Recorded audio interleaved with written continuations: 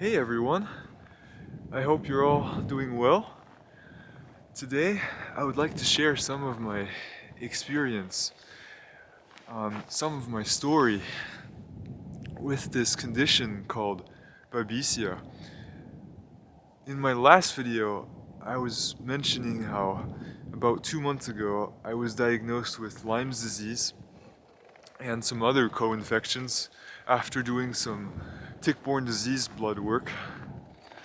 And recently, around 4 weeks ago, I was looking back over the co-infections that had come up, and I realized that one of the ones that I had was Babesia. And I guess I'll start with, what is Babesia? So, Babesia is this parasite that attacks your red blood cells and steals the oxygen from them, thereby depriving your body of its usual oxygen supply, and obviously that causes low oxygen levels. And if you have low oxygen levels, then chances are you're gonna start to feel this air hunger because you're not getting enough oxygen.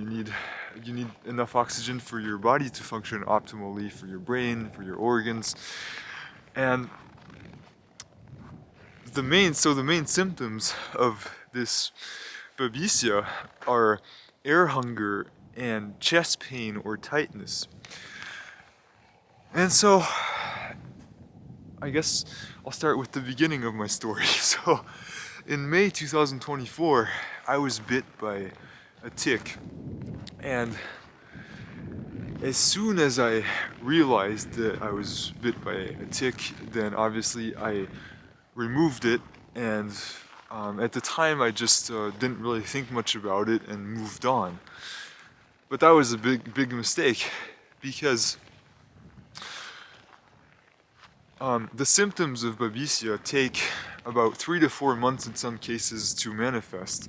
And so that's exactly what happened with me, because from after I got bit in May 2024 to about October 2024, at the time it seemed like this was completely out of the blue, but I started to get these really crazy breathing problems and asthma-like symptoms and excruciating upper chest pain, and it felt like my airways were constricting.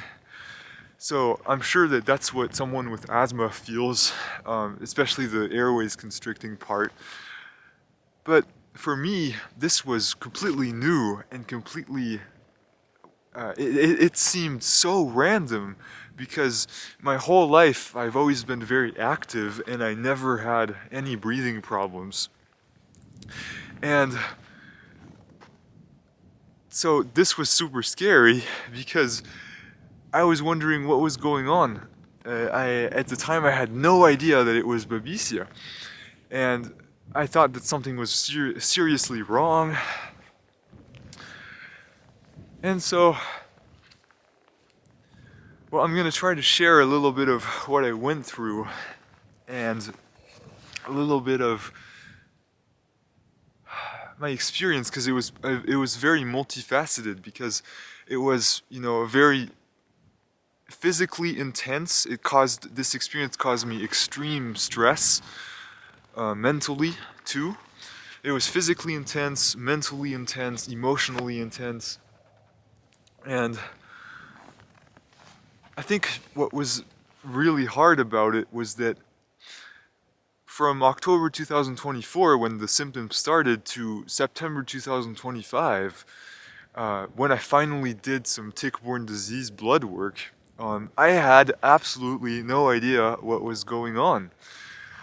And I think that's the worst feeling, when you don't have any clear answer. You're searching for an answer for why you feel so bad, and yet you can't find one. You can't seem to find any explanation. And so being in the dark is probably the hardest part. And the reason why I say this is because my symptoms were so bad that by January 2025, it had already been around 3 months that the symptoms had started. And I was, it was so bad that I was bedridden for January, February, and most of March 2025.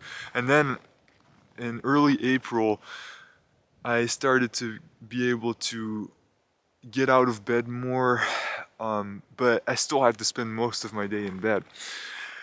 And so the hardest, most challenging part with Babesia is that it causes this air hunger that doesn't go away. It basically feels like 24/7, every minute of the day, you are not getting enough air. So that this was my experience for over 6 months. I would say that by June 2025, I started to feel a lot better. Like the symptoms of not being able to breathe properly were getting a lot better, and my chest pain started to fade and go away. And I can thankfully say now that I am doing a lot better, like way better than 6 months ago. So that's really good. But the hardest part was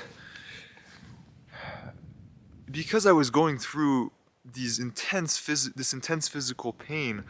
I was determined to figure out what could be the cause of all this chest pain and struggling to breathe. I was determined. And so on January 15th, 2025, I went to the hospital, and they did x-rays and they did blood tests and they checked my heart, and everything was coming back with nothing showing up. And I think that that's mostly because the medical industry is not trained to look for tick-borne diseases, because they're hard to find, and it's a very hidden illness because it's not talked about enough and it's not known very widely. And that's it's very bad that it's not known more, because I guess the reason why I'm saying all this is because I just hope that my story can show that there can be a real concrete reason behind chronic symptoms, behind persisting symptoms that are not going away or not getting better. And I want to share this because I just wonder how many people around the world that are or were struggling with a similar situation as the one that I was in. How many of them get also mistreated, misdiagnosed, and in a lot of cases they get misdiagnosed and then they get prescribed with toxic substances like antidepressants, because they're told that it's just anxiety and depression and psychosomatic. That was my reoccurring experience from January 2025 to September 2025. I had so many doctors and people telling me that it was psychosomatic and anxiety and depression, and they wanted to prescribe me antidepressants, and so then that what happens when they try to do that to you is you get delayed even more from getting the real help that you need to help you get back on your feet. And it's a big problem because antidepressants would not make a damn difference, and they would just mess up your body even more. But I mean, as most of you know who are watching me and my channel, that the medical industry does not want you to heal and get better and get your life back, because we all know who it's run by, and it's run by a cabal system, matrix system, that wants you to be sick and doesn't want you to get better. They want you to be struggling and in a state of despair all the time. So they don't want you to find the root cause. They want you to stay in the dark and try to keep you from getting better, because that otherwise you get your life back. So, and I don't think that doctors necessarily do this intentionally. It's obviously that they're not trained properly, but there's obviously a darker reason for that, and it's not just ignorance, even though a lot of it is incompetence and ignorance, but it's not just that. I think there's definitely a darker reason for doctors not being trained and, being in the dark about tick-borne diseases and things like that. And so I just wonder how many people around the world are completely misdiagnosed and then end up just getting completely delayed from being able to heal, just because of the incompetence and ignorance of all the doctors that they try to talk to for answers. So that's my biggest reason for sharing this.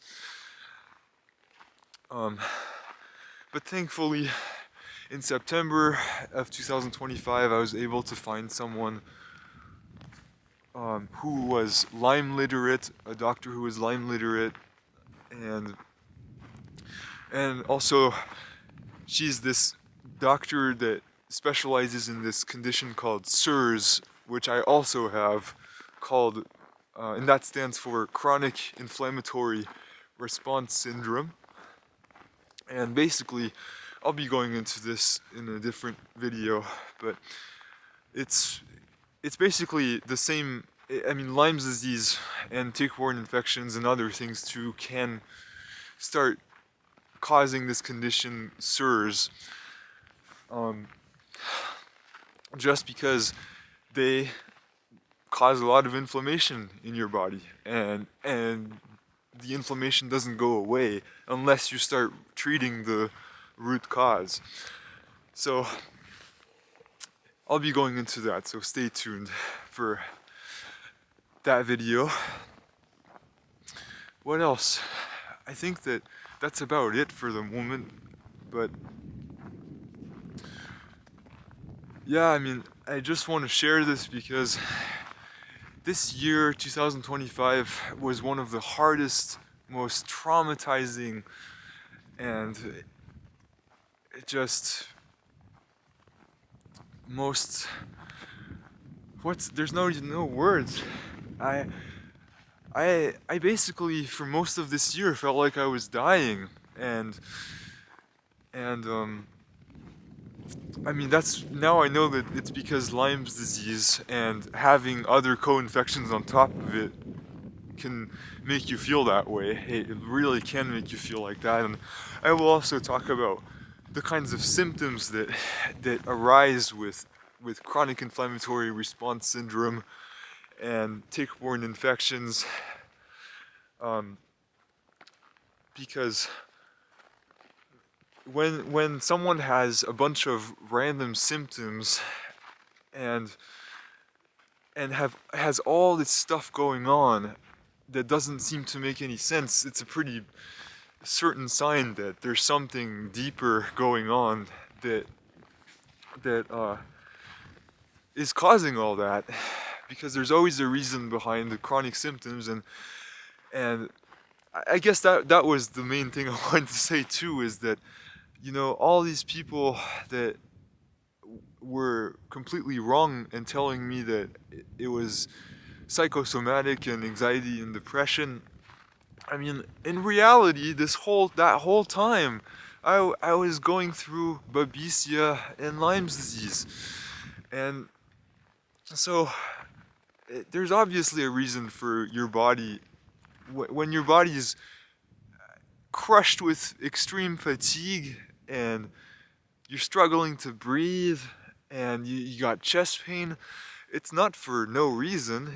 There's a reason behind it. Your body's trying to tell you, hey, please try to get to the root of this because we need to get better. And you're not just bedridden for no reason. So that's the other thing I wanted to say about this. So yeah, there's so much more to talk about. I just don't want to make this too long. But yeah, I'll be talking about what chronic symptoms mean, and also what I'll be trying to give some of my experience with SIRS, because I think it's a lot more prevalent than what we currently think. I think that a lot of conditions nowadays, you know, like chronic fatigue syndrome or fibromyalgia, I think that in reality, probably in most cases, there's actually something like SIRS going on in the background that is actually the cause of those conditions. So it is extremely cold here, but I just love getting the sun on a clear day like this. So yeah, well, I really appreciate you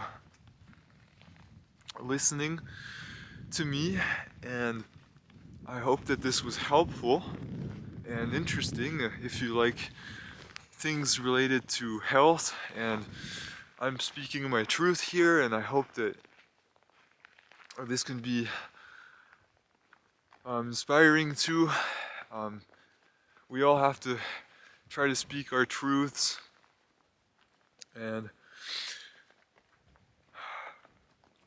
yeah, thank you so much, and I will see you soon in the next video.